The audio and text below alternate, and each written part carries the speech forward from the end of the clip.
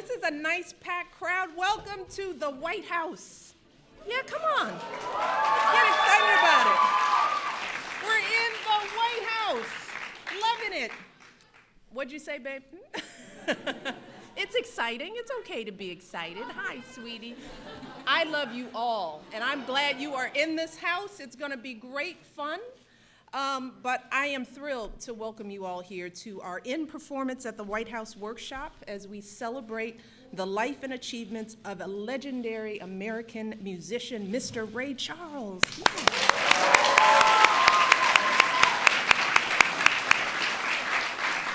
Now, today's event is a little bittersweet for all of us because today marks the very last in-performance event that will take place while my family is living in the White House. We're going to have a lot of lasts coming up, and this is the last of one of my favorite events of all time. And these events have been such a wonderful part of our time here, in particular these workshops and being with all of you. Since our first concert in 2009, we have hosted 11 of these workshops. We started out celebrating the music of the Civil Rights Movement with the late, great Natalie Cole. She was here for that, and we are so blessed that we had her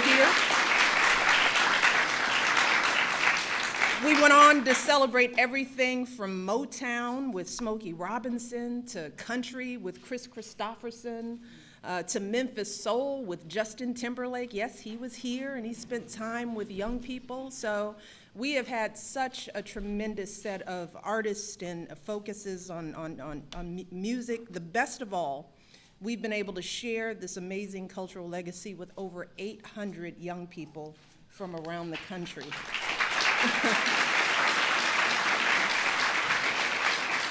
So our thinking by bringing you all here is that we have this wonderful action-packed celebration that's filmed and it's shown on television. But we want to make sure that the kids in our country get to really experience these artists. So in exchange for what they're doing at night, they're here all day, they give up their time to come and really spend some quality time with you guys. And that's really what makes these performances so unique. And today I want to take a moment to recognize Bob Santelli from the GRAMMY Museum.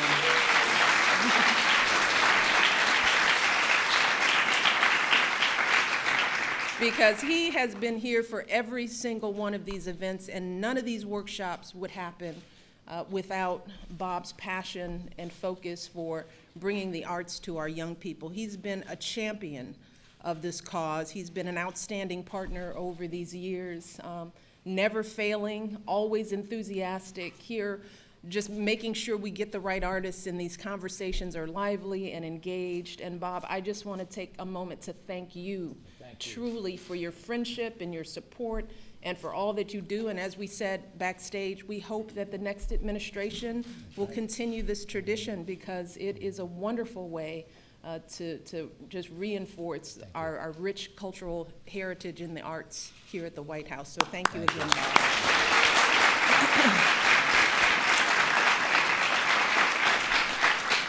So we figured we got to go out with a bang, right? So to help us honor Mr. Charles's legacy, we've invited a group of wonderful artists to share their gifts with all of us. We have Yolanda Adams,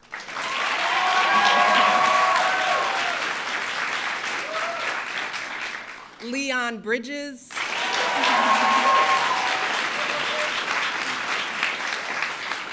Leon's a little shy. He said, I haven't been much off my porch lately. He's been everywhere now. We have Andra Day.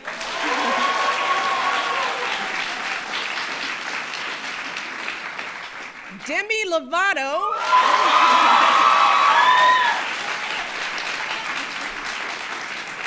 And last but not least, Jussie Smollett.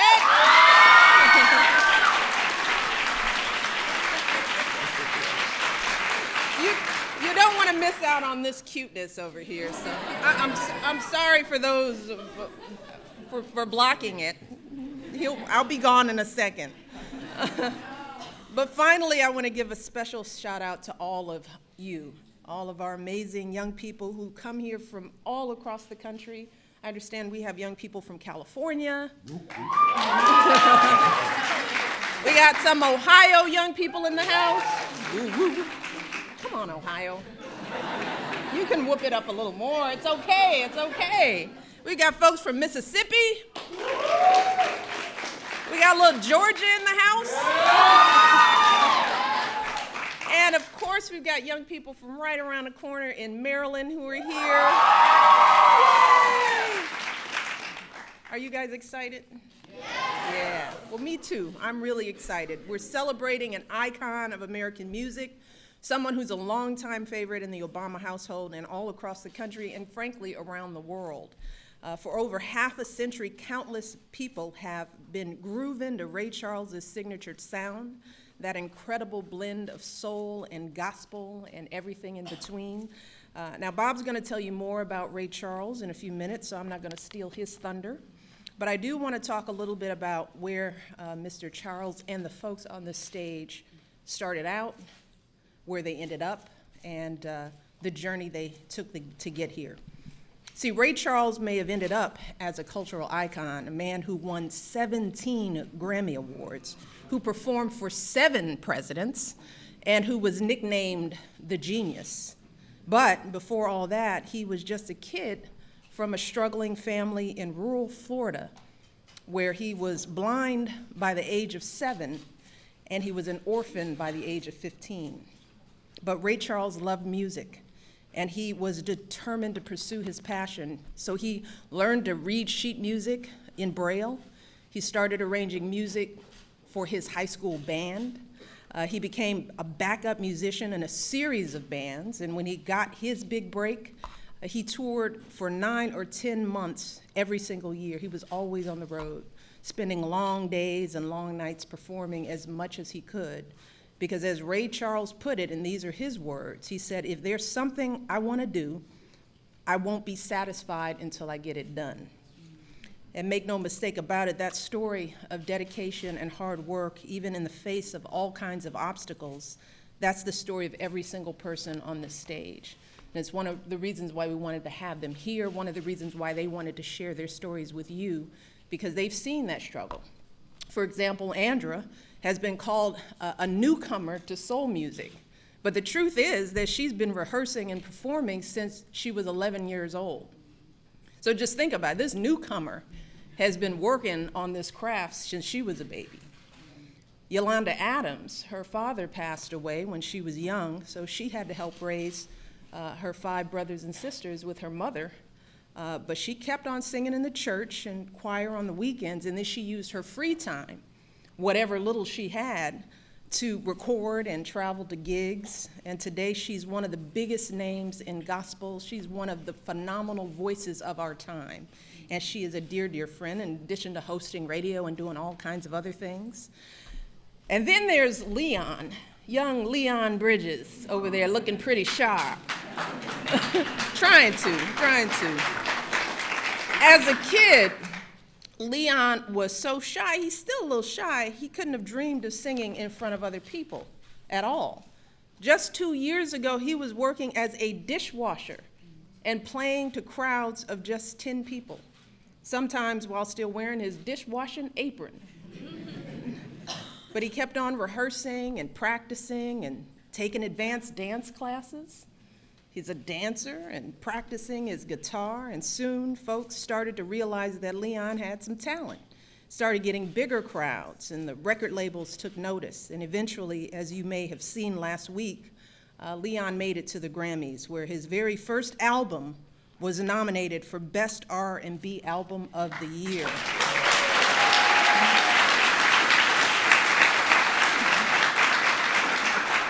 And may I ask, how old are you? 26. Now, to you all that may sound old, but to me, he's a baby. See, we got to flip it now. We got teenagers now. So the folks on this stage have faced plenty of challenges. Demi Lovato, as you all know her story, overcame addiction and mental health issues and is now an activist empowering others. And she has really used her voice in a very powerful way, something that artists don't often do, but she's taken that risk. Jussie spoke out about the civil rights issues he cares about, even when TV executives told him that that would harm his career. He did not let that stop him. He is a role model, a representative, and a voice for so many young people. No matter what, these folks kept on going. They kept on practicing and studying and believing in themselves. When they made a mistake or experienced a failure, they just didn't say, well, that's it, I'm giving up. They just picked themselves up and got right back to work. And that's really one of the reasons why we invited you all here today, because we wanted you all to understand that no matter who you are or what challenges you face, you all have the power to get from those seats down there to these seats up here or anywhere else you want to go in the world. But it's going to take some real effort on your part. Nothing comes easy. It may look easy when you see it from the outside, but everyone who is a star, who gains fame, they've had to really work and invest. So you all need to start early. And that means starting with your education. Having that education as your foundation, because whether you want to be a musician or a teacher or a doctor or anything else that you feel passionately about, you're going to need a good education. And I can't say that enough. I talk about it all over the country. This is the best investment you could be making for yourselves right now, is being in school and being focused. And that doesn't mean just showing up. That's not enough. It means really putting your effort into school, paying attention in class. It means taking good notes. It means listening to your teachers and your parents. It means putting real effort into your homework. You know, doing your math problems over and over again, rewriting that essay again and again and again until it's the very best that you can be. You start practicing that behavior now so that when you get on this stage or whatever stage is going to be yours, you're ready for the challenge. And if something doesn't work for the first time, if you fail a test, get a bad grade on anything, it's okay to feel sad. It's okay to be disappointed. But here's the thing. You've got to figure out where you fell short, and then you've got to get right back up and out there and try even harder. I mean, I can't say that enough. Failure is a key part of success. It is you don't get here unless you failed real bad, real big, and real hard somewhere. And that includes my husband, the President of the United States. The question is, how do you get back up from those failures? How resilient are you? Because as Ray Charles said, if there's truly something you want to do in the world, you can't be satisfied until you do it. And today is your chance to learn from him, as well as all these extraordinary folks on stage. So I want you to take advantage of being in the White House today. And I want you guys to relax and feel at home and ask questions, because everybody is here for you. Truly, the only reason we are doing this is because we love you deeply, we care about you, and we know you're the future. So this is your house right now, okay? So I'm gonna stop talking, and I'm gonna turn it over to Bob and our esteemed artist, and you guys have fun, raise your hands, and say goodbye to the cameras, because, you know, they're not gonna be here for too long. All right? You guys have a lot of fun, and thank you, we love you, work hard, okay? All right.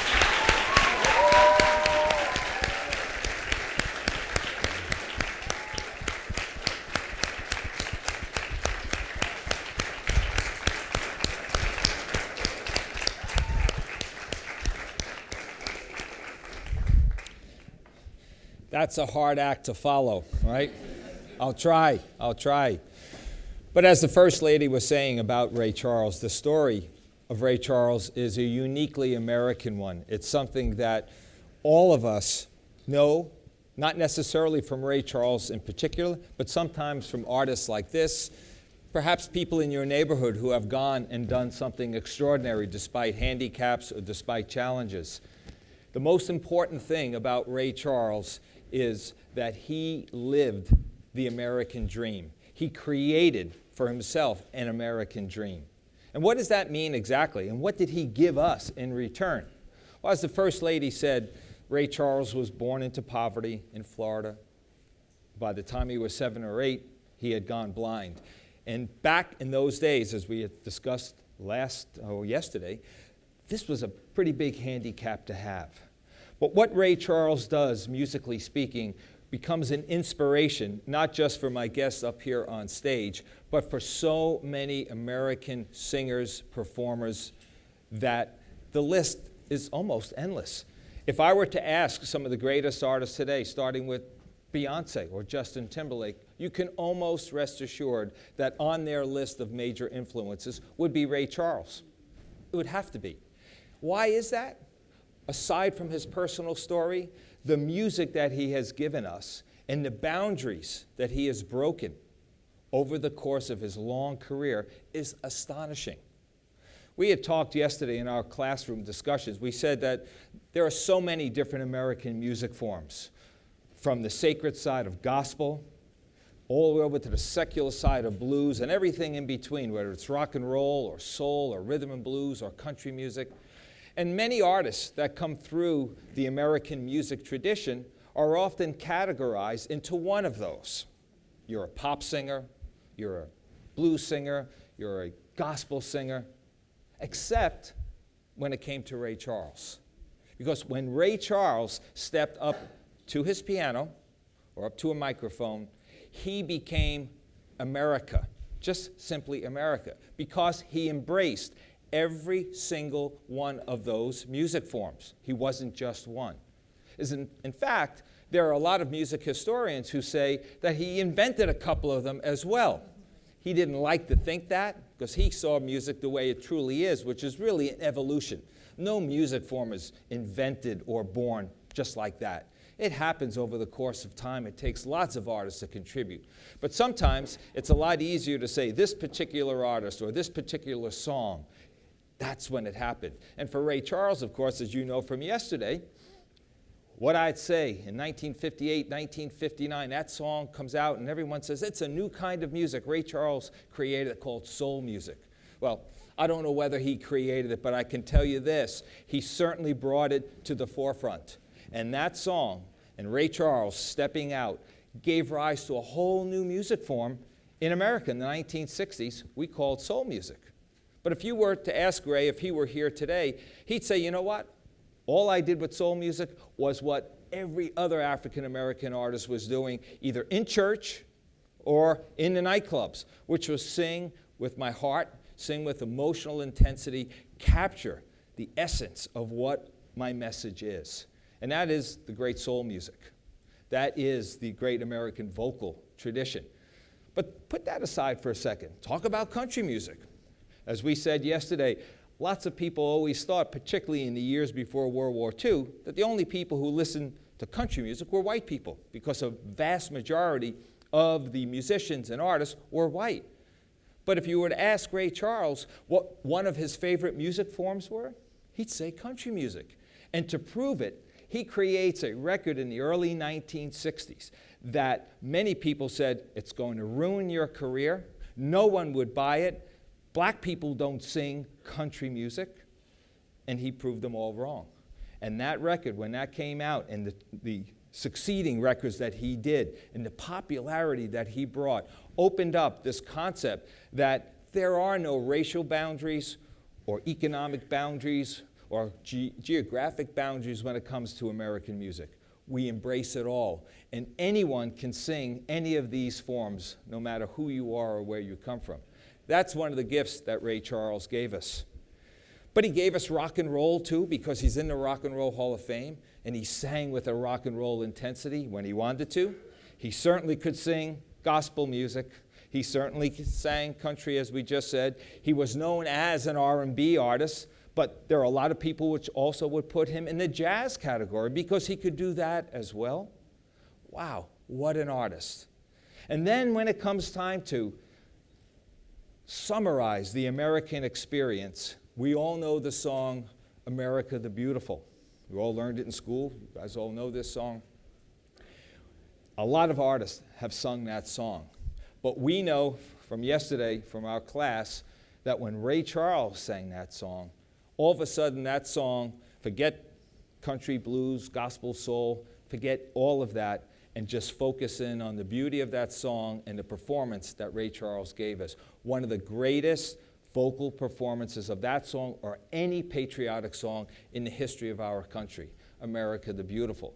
And what Ray gave us there was the idea that a person with God-given talent who then took it and gave it to us as a gift, a communal gift to not just America, but really the entire world, could sing a song about America and sing it with such meaning and intensity that it allowed it to be the ultimate gift to the country he loved so much. So here at the White House, celebrating Ray Charles and celebrating the gifts that he's given to us as fans, but also to the country and also to these artists here, it's a powerful thing. It's not random that we end this series with Ray Charles. As the First Lady said, we've been here 11 times, 12 times, and each time we celebrated the American Music Forum. We end with that artist who represented all of those, civil rights on down.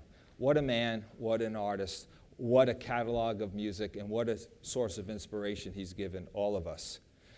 Now, I could go on and on and on talking about Ray Charles because he is one of my personal heroes as well, and we work very closely with the Ray Charles Foundation. I know Valerie Irvin is here somewhere, and she has been my partner in celebrating Ray's legacy for a long time. But this is something that is personal and professionally very, very important to me. And I know it's important to my artists as well. I can't let you go and break into the groups that we're going to do in just a second without ending at least in music, because talk is cheap, but music is special. And I think Leon Bridges has a special segue song to give us before we roll up our sleeves and get into today's lessons. Leon, what do you have for us?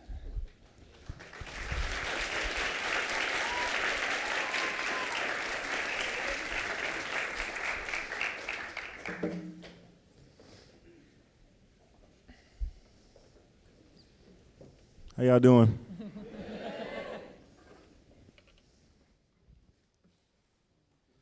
I'm gonna sing you a song of mine that was inspired by Ray Charles. It's not finished yet, but hopefully you enjoy it.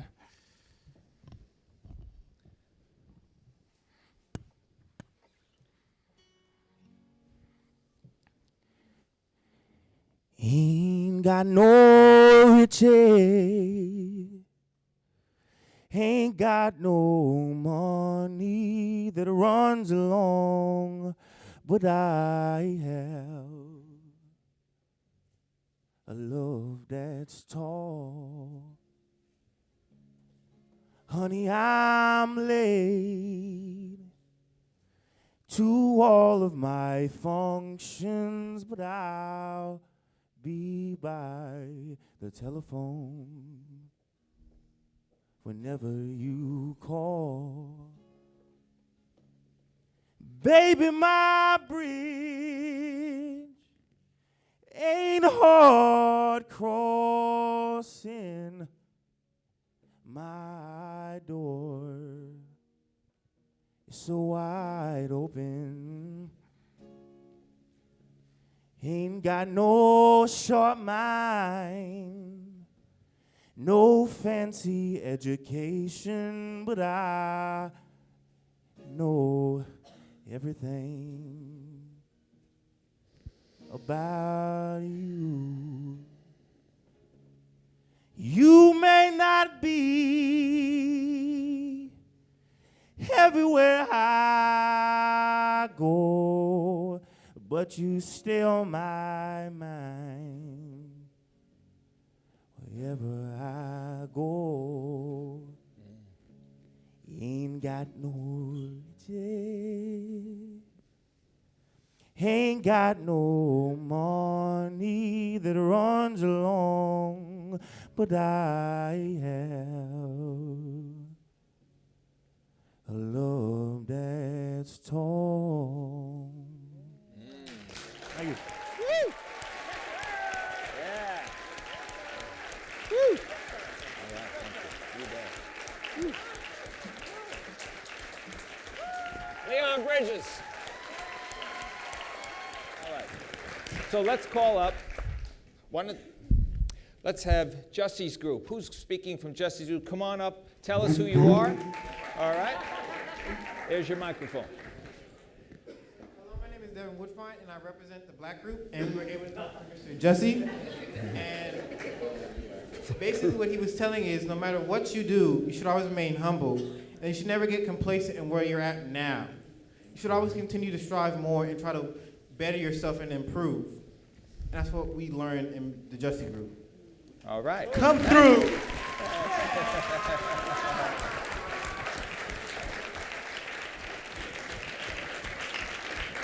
All right. Who is speaking from Demi Lovato's group? Come on up. Oh, this is a, all right, there we go. Hi, I'm Sarah, and hello, my name is Adonis Warren, and I attend George Washington Preparatory High School. I am from Los Angeles, California, and I am here with the Brotherhood of Crusade. First and foremost, I want to say we spoke to an amazing, incredible, the most dynamic woman I have ever met, Mrs. Demi Lovato.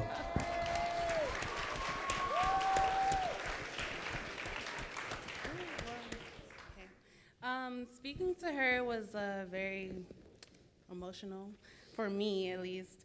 It was like the best 10 minutes of my life. And she's so great, y'all. So Demi Lovato grew up in Texas where, Demi Lovato grew up in Texas is what started her career. What started her career was her entering a talent show when she was in kindergarten. She was inspired by country music and soulful sounds. Her greatest influence was Aretha Franklin. Mine too, girl. Mine too. We have a lot in common. Look up. Let me finish, Demi. Okay. She got where she was by doing two important things, which is making sacrifices and dedication. And one thing that stood out the most was her words of encouragement, which is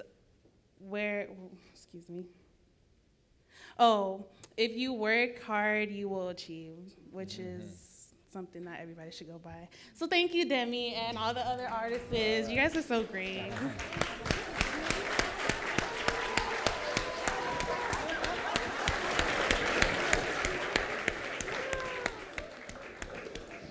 Okay, how about someone from Andra's group?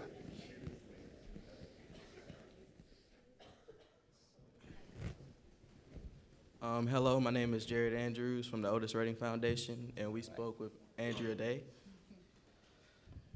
And my name is Clevis Michael Edmond Jr. I'm from Los Angeles, California, and I attend George Washington Preparatory High School. We spoke to a inspirational, remarkable, beautiful young woman, Miss Andrea Day. And it was amazing. It was amazing to see how she was so humble, soft-spoken, with no ego, and even admitted her own struggles with her music. One thing she mentioned to us today was that Ray Charles was a big inspiration in her life because she had to look at some of the many challenges that she went through and that she could relate to him. And one thing I asked her about was what was her motivation in writing her songs, because I'm a songwriter myself, and she told me that when you're writing songs, that to just tell your story, and she also said to us that Ray Charles was such a seminal in soul. He didn't really think that he was the king of soul. He just thought that he was, an inspiration to others. And so I'm glad that we were able to speak to her today. I'm thankful that she was able to give her time just to come talk to us, and thank you. All right.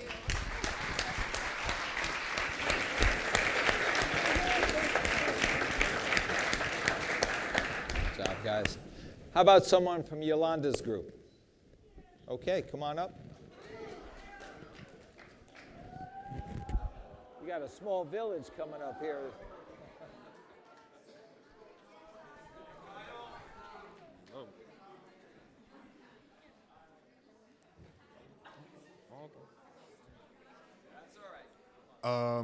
We all spoke with Miss Yolanda Adams, who was actually one of the coolest individuals I've had the pleasure of meeting in my life. And she told us a lot about how she had a lot of highs and lows in her life, just like Mr. Ray Charles did. And she's really like inspired me, like just to never give up and always go through, you know, life one step at a time, and to just keep moving forward, because it could help you achieve very great things in life. Hello, everybody. My name is Corey Crenshaw. I'm a senior at George Washington Preparatory High School located in South Los Angeles, California. I'm here on the behalf of Brotherhood Crusade. And Ms. Adams, you are an outstanding woman. You remind me so much of my grandmother. I really appreciate your time here. You did a wonderful job. The best thing that I heard in the best 10 years, what she just said to me, because I'm only 17, but the best thing she said was, when you don't have the answer and you kind of confused and nobody doesn't have the answer for you, just simply ask God. And that was so powerful, and I really appreciate her time.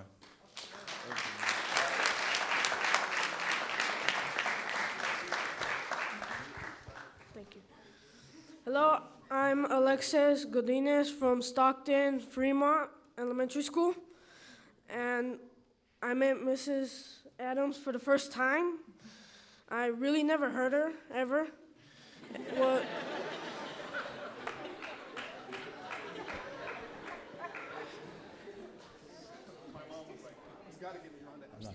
One of the questions I mostly asked her was what kind of music did she hear, and how did it affect her surroundings. And she told me that she grew up in a house that everything was mostly about music because of her mom. And she could have chosen music, but one of her passions was education, so she could have chosen that too. And with music and education weren't like compatible, so she had to pick one of the two. And while she picked music, she was a teacher for 7 years too.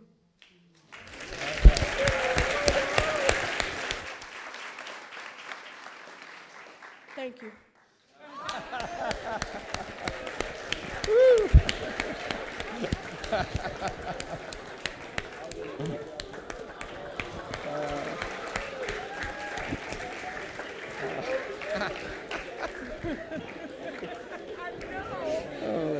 All right, and last but not least, how about someone from Leon's group?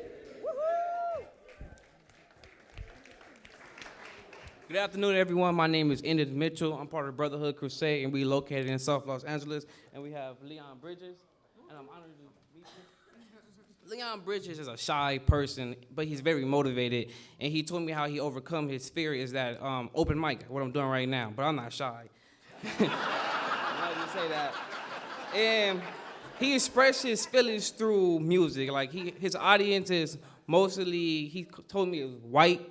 And I asked him a question, how can he express his feelings towards us black people in South Los Angeles? Because I don't really listen to that music. I listen to mostly rap. And I wanted to feel his vibe as a person with his music, because I just started listening to other styles of music because I didn't know the meaning of it, just like gospel.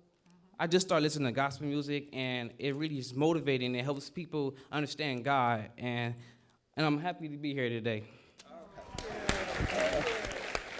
Well done, man. Well done. Wow. That was great, guys. You did a heck of a fine job, all of you, okay? All of you, wonderful, and thank you to my friends up here. This was terrific. I hope you had as good a time as they did. We're a little bit over, so I'm going to just kind of cut to the chase. You can never end something like this, especially the last one, without some music. So I'm going to ask Miss Andra Day to kind of take over, maybe. And we're going to let you take us home. Hi, thank you guys again to all the groups, to my purple groups. Oh, thank you. But I'm going to sing Rise Up, and really my prayer is that, thank you. And always my prayer is that this song is encouraging and healing and inspirational, as music should be and is meant to be. So I hope you enjoy this.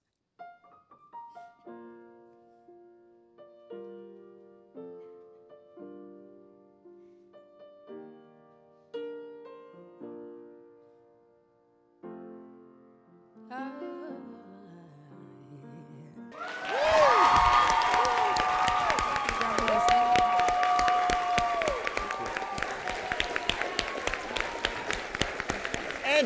everyone. Give it up.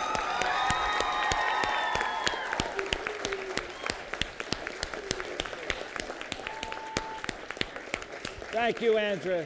Thank you guys so much. I'm sure everyone is going to take what you've given them today and remember it for the rest of their lives. I know I will. Thank you again. One more time. Justin Smollett, Demi Lovato, Andra Day, Leon Bridges, and Yolanda Adams.